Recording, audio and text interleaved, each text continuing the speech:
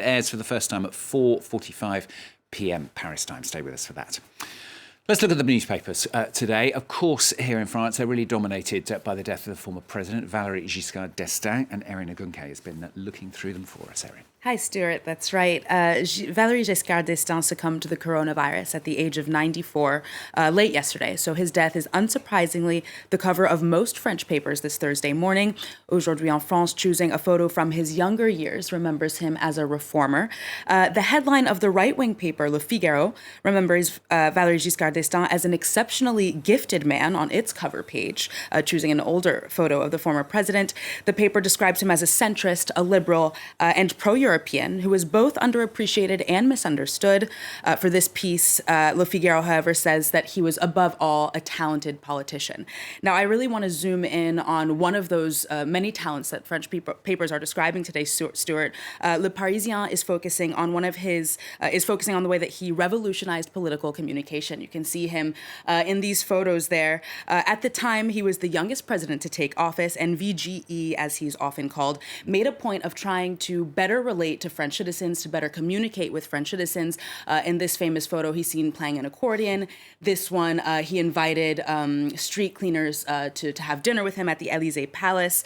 And again, among some of his most famous attempts to kind of relate to French people, he was seen wearing a sweatshirt in a TV interview instead of the more classic suit and tie. Also seen shirtless, Stuart, after playing a football match. Wow, nice to see that human side of him. Other French papers, though, they're not shying away, are they, from reminding readers about some of the less glorious aspects, shall we say, of his presidency? Yes, absolutely. I'll start with left-leaning paper Libération. Now, there is some nuance, as you suggest, to be made to his presidency.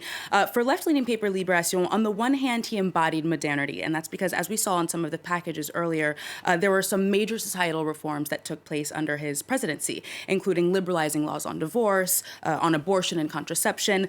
But the paper's editorial on his death also remembers his presidency as one marked by neoliberal economic policies and, of course, a wave of mass unemployment following the first oil crisis in 1973.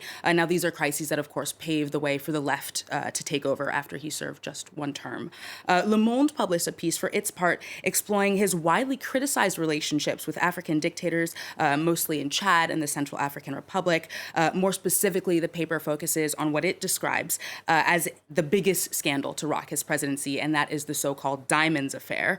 In 1974, as a reminder, the French paper, satirical paper Le Canard Enchaîné, revealed that the then French president, Valéry Giscard d'Estaing, had accepted 30 carats of diamonds, Stuart, from Bokassa I, who was the extravagant military dictator of the Central African Republic. Now, for many, this was really the final straw that would lead to his failed re-election bid in 1981.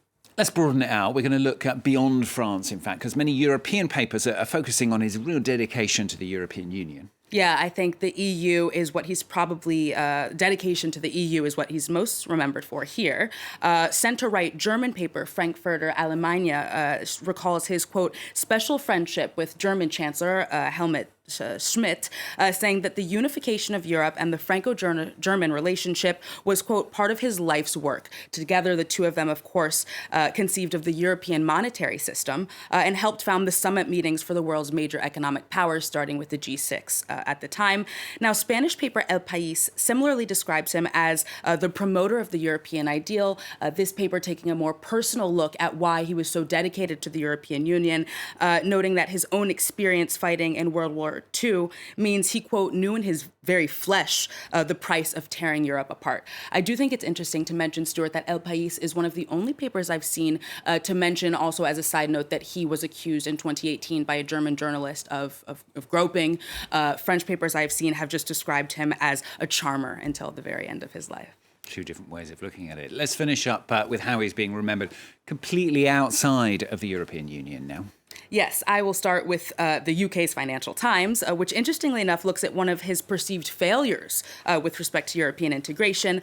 The paper reminding readers that although he did chair a convention to draft a constitution for the European Union well after his mandate ended in 2002, the constitution was rejected here in his own country 3 years later. Now, the paper criticizes his uncompromising view on the French rejection of the treaty, concluding that it's a small wonder he was sometimes criticized as haughty and American elitist. And to finish, the New York Times remembers him for seeking to limit American influence in Europe by calling for alternatives to the dollar and global trade. Of course, every country kind of looking at, every paper kind of looking at how he dealt with their own countries. I do think it's interesting to mention, Stuart, that this American paper is the only one to talk about his identity politics. He suggested that French citizenship should be conferred as a blood right, a phrase that the paper said had been borrowed by neo-fascists. Well, there you go. A full summary for you of Valéry Giscard d'Estaing, thanks to Erin, and according to all the newspapers here in France and around the world as well. In the next half hour, I'm going to talk to several guests.